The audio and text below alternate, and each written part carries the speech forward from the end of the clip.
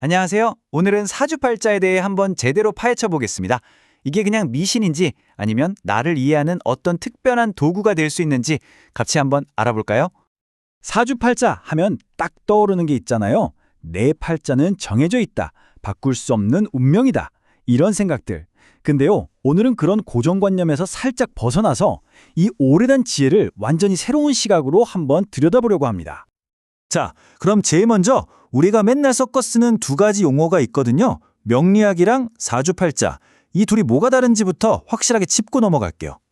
그러니까 명리학은 인간의 삶이란 무엇인가를 탐구하는 하나의 거대한 학문, 뭐랄까 일종의 심리학이나 철학 같은 분야라고 보시면 돼요.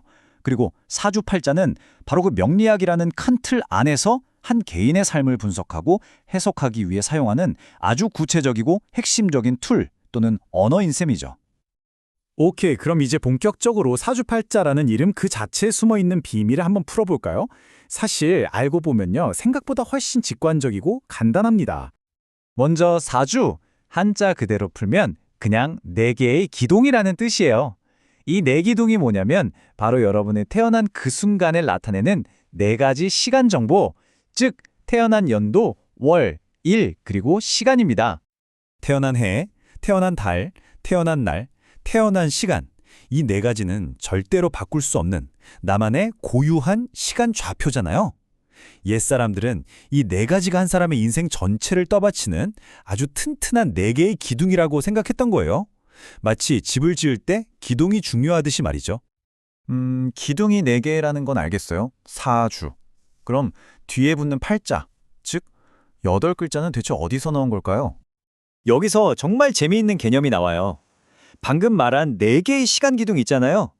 그 기둥 하나하나가 하늘의 기운을 담은 글자 하나, 그리고 땅의 기운을 담은 글자 하나, 이렇게 총 2개의 글자로 이루어져 있다는 거예요.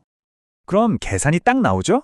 4개의 기둥이 있고 각 기둥마다 글자가 2개씩 있으니까 4 곱하기 2는 8.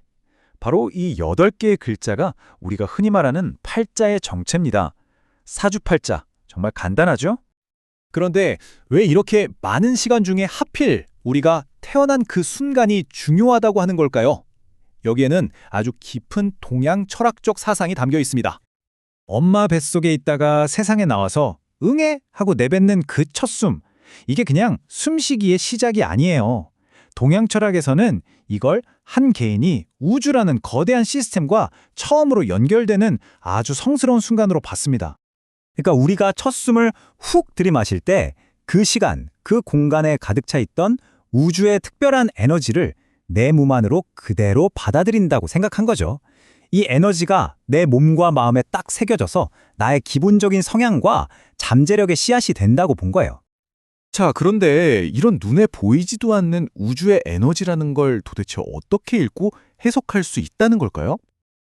그 비밀의 열쇠는 바로 이 한 글자, 기에 있습니다.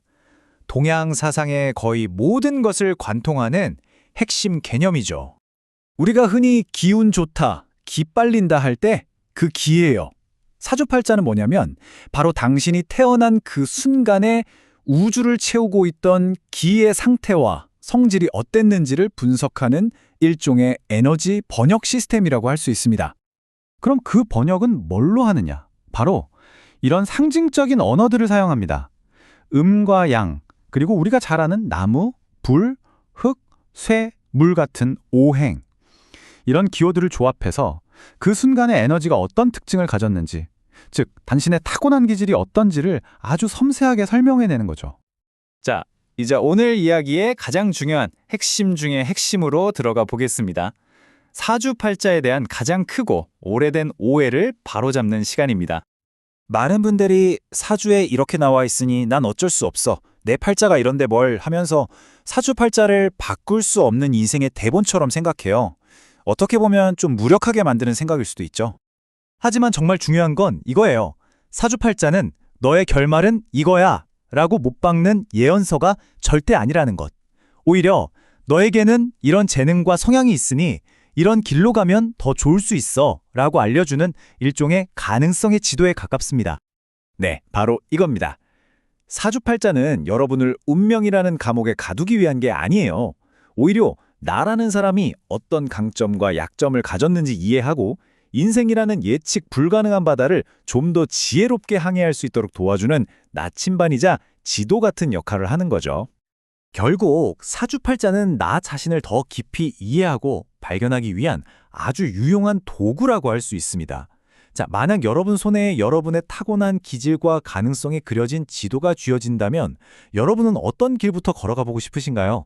이 질문을 한번 곱씹어 보시는 것만으로도 여러분의 여정은 이미 시작된 것일지도 모릅니다.